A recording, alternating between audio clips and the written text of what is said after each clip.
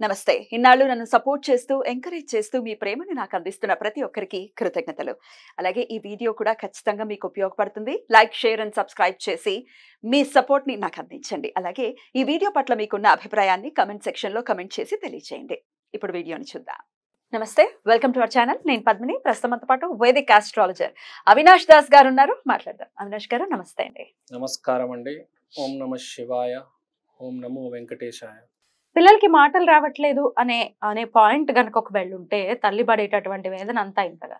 అరే అందరు పిల్లలు బాగా మాట్లాడుతున్నారు, మా పిల్లలు మాట్లాడట్లేదు ఏంటి అని, స్పీచింగ్ థెరపీస్ అని ఇవన్నీ కూడా చాలా వచ్చేసాయి ఇవాళ రేపు. బట్ ఈ ఇబ్బంది ఆటిజం అయితే ఇంకా అది కాస్త తీవ్రతరమైనటువంటి ఇబ్బంది. కానీ మాటలు ఇంకా పికప్ చేయలేకపోతున్నారు, కొంచెం స్లో డౌన్ అయ్యి ఉన్నారు అని అంటే దానికి ఏదైనా రెమెడీ ఉందా అండి? మంచి ప్రశ్న అడిగారంటే దానికి రెమెడీ ఉంది. చెప్తాను మీకు.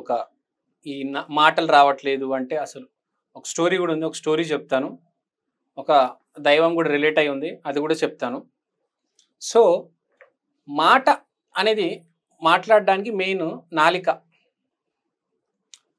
సో ఇప్పుడు నాలిక అనుకోవచ్చు. నాలిక ముందు మనం ఏదైనా ప్రాబ్లం వస్తే జీవితంలో ఒక పవర్ఫుల్ ప్లేస్కి వెళ్ళాలి. మనకు తెలిసిన పవర్ఫుల్ ప్లేసెస్, రెండు పవర్ఫుల్ ప్లేసెస్ ఉన్నాయి. ఒకటి టెంపుల్, ఒకటి శ్మశానం. శ్మశానం పక్కన పెడదాం, టెంపుల్ దగ్గరకు వద్దాం. టెంపుల్లో విపరీతమైన ఎనర్జీ ఉంటుంది, అందుకనే జనాలు వెళ్ళేది. Positive energy obviously. సో ఇప్పుడు మనం మాటలకి నాలిక ముడేసాం, అవును కదా? నాలికతోనే కదా మాట్లాడేది, నాలికతోనే కదా తినేది. సో మన జీవితంలో నాలిక అనేది చాలా ఇంపార్టెంట్. సో ఇప్పుడు నాలిక పుట్టే బిడ్డకి ఈఎన్టీ ప్రాబ్లం అంటారు, ఇయర్, నోస్, టంగ్. ఈ మూడే కన్ఫర్మ్ చేస్తాయి ఈ బాబుకు వినిపిస్తుందా, ఈ బాబు మాట్లాడగలడా. పుట్టంగానే మనకు తెలుస్తుంది, ఈఎన్టీ టెస్ట్ చేస్తారు, మాట్లాడగలుగుతాడా మాట్లాడలేడా అని. టెస్ట్ చేసిన తర్వాత టెస్ట్ ఫెయిల్ అయితే ఏమండి మీ బాబుకు వినపడదు, మాట్లాడలేరు అని అంటారు. చాలామంది ఇంకా మా బాబు జీవితం ఇంతే అనేసుకొని వదిలేస్తారు. కానీ కొంతమంది, ఒక ఆవిడ గురించి చెప్తాను మీకు. ఒక ఆవిడ హర్యానాలో 20 సంవత్సరాల నుంచి కాళీమాత పూజ చేస్తుంది. రోజు వెళ్ళి ఆ టెంపుల్ క్లీన్ చేస్తుంది 20 years నుంచి. ఇంకా కాళీమాతనే నమ్ముకుంది ఆవిడ హర్యానాలో. కాళీమాత కూడా మా భాషనే మాట్లాడుతుంది, హర్యానా భాష మాట్లాడుతుంది అని చెప్తుంటుంది అందరికి ఆమె. అంటే అంత నమ్మకం వచ్చేసింది. నేను రోజు మా అమ్మవారితో మాట్లాడుతున్నాను, నాకు తెలుసు అమ్మవారు బాగా, నాకు ప్రతిరోజు ప్రసాదం ఇస్తారు, అమ్మవారే ఇస్తారు ప్రసాదం నాకు. ఇది చాలా ఫేమస్ స్టోరీ, రియల్గా జరిగింది ఇది హర్యానాలో. మొత్తం ఢిల్లీ, ముంబై ఎక్కడికి వెళ్ళినా ఈ స్టోరీ గురించి మాట్లాడతారు. నేను అమ్మవారితో రోజు మాట్లాడతానండి, నేను ఈ గుడిలోనే ఉంటానండి. పొద్దున 9 అయితే వచ్చేస్తాను, సాయంత్రం 6, 7, 8 టెంపుల్ క్లోజ్ అయ్యేదాకా ఇక్కడే ఉంటాను. మా ఆయన ఉన్నంత వరకు నేను మా ఆయనతో ఉన్నాను, తర్వాత మా ఆయన వెళ్ళిపోయిన తర్వాత నేను రోజు గుడికే వస్తున్నానండి, ఎక్కడికి వెళ్ళట్లేదు. నేను అమ్మవారే నమ్ముకున్నాను, అమ్మవారు నా ఫ్రెండ్, అమ్మవారు మా అమ్మ చూసుకుంటున్నాను. అమ్మవారిలో మా అమ్మ, ఆమె ఎవరో కాదు, మా అమ్మని చూసుకుంటున్నాను నేను. ఇప్పుడు మాకు అమ్మ లేదు అని అనుకోవట్లేదు, మా అమ్మనే చూసుకుంటున్నాను. ఎందుకంటే when there is a creation there is a creator, definitely కదా. అంతే, ఎవరు క్రియేట్ చేశారు మరి? ఇది ఉంది, సృష్టి ఉంది అనేది కళ్ళతో చూస్తే కనపడుతుంది. మరి సృష్టించిన వాడు ఎవడో ఉన్నాడు కదా. ఇప్పుడు ఒక హీరో ఉన్నాడు బాలీవుడ్లో, సంజయ్ దత్ అని. అతనికి ప్రాబ్లం వచ్చినప్పుడు వాళ్ళ సిస్టర్స్ 41 days కాళీ మందిర్కి వెళ్ళారు. వాళ్ళ సిస్టర్స్ ఎంపీ, సంజయ్ దత్ వాళ్ళ నాన్న ఎంపీ, సంజయ్ దత్ వాళ్ళ సిస్టర్ ప్రియా దత్ ఎంపీ.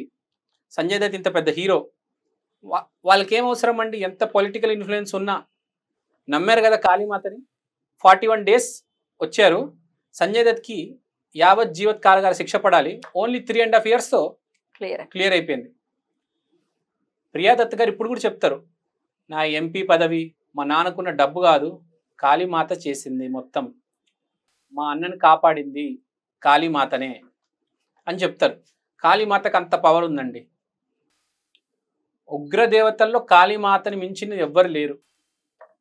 శాంతి స్వరూపుల్లో లక్ష్మీమాతని మించింది ఎవ్వరు లేరు, విష్ణుమూర్తి ఇండైరెక్ట్గా. సో ఇప్పుడు మనం మాట్లాడుతుంది కాళీమాత గురించి. అయితే ఆమె అంటూ ఉండేది 20 years చేసింది, కాళీమాత మా అమ్మవారు అని చెప్పింది. వాళ్ళ ఇంట్లో ఒక చిన్న మనవరాలు వచ్చారు. ఆ మనవడికి మాటలు లేవు. మనవడా మనవరాలా? మనవడు. మనవడికి మాటలు లేవు. ఈమె గుడికెళ్ళి ఆ రోజు ఒక 20 మంది ఉంటారు పూజారులు, పౌరత్యం చేసేట వాళ్ళందరూ ఇప్పుడు గుడిలో.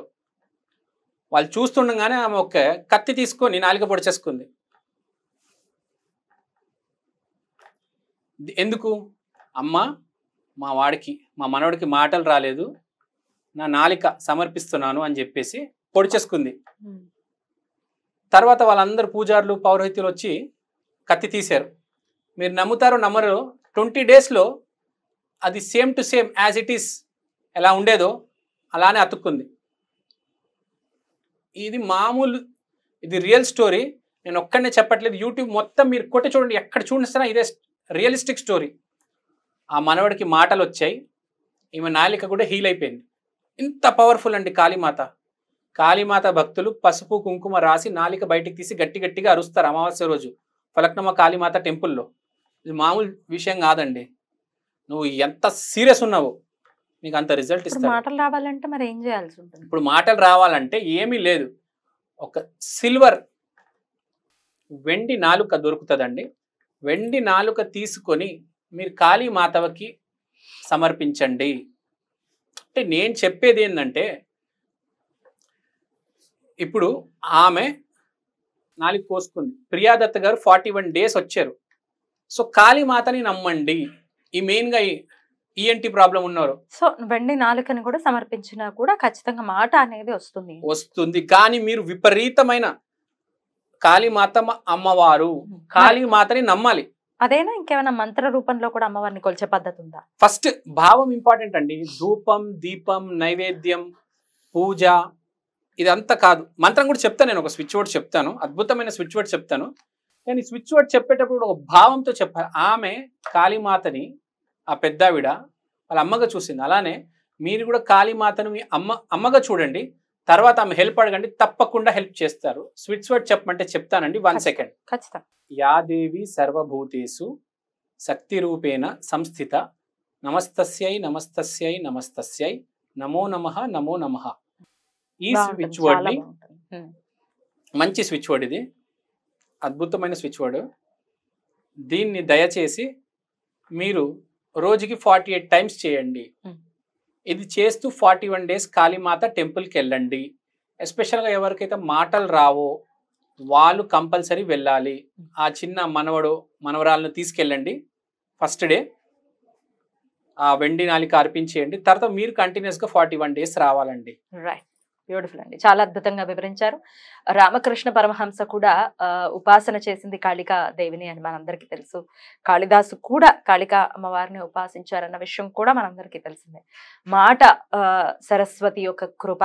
మరి సరస్వతి కాళీ అనుకోవచ్చు, లక్ష్మి అనుకోవచ్చు, సరస్వతి అనుకోవచ్చు, ఎవరైనా అమ్మవారే కాబట్టి ఖచ్చితంగా ఆ సరస్వతి యొక్క కృప ఉండాలి. చెప్పిన విధానం చాలా చాలా బాగుంది. Thank you so very much. నమస్తే. థ్యాంక్ యూ అండి. ఎవరైనా కనెక్ట్ అయి ఉంటే ప్లీజ్ ఇది చేయండి. నమో నమః.